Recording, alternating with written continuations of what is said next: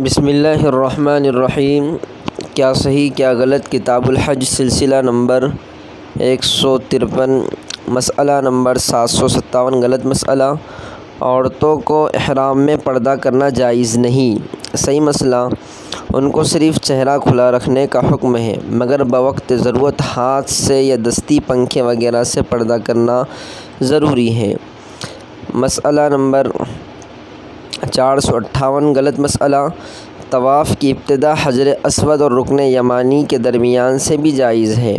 صحیح مسئلہ، جائز نہیں، حجر اسود سے ابتدا واجب ہے۔ مسئلہ نمبر 459۔ غلط مسئلہ، طواف میں رکن یمانی کو بھی بوسہ دینا چاہیے۔ صحیح مسئلہ، یہ غلط ہے، اس کو صرف داہنا ہاتھ لگانا مسنون ہے۔ از افادات حضرت مولانا مفتی اسامہ صاحب ڈنڈرولوی دامت برکاتہم العالیہ، استاد جامعہ اسلامیہ تعلیم الدین ڈابیل، پیشکش محمد شہزاد جامعی۔ فقط والسلام۔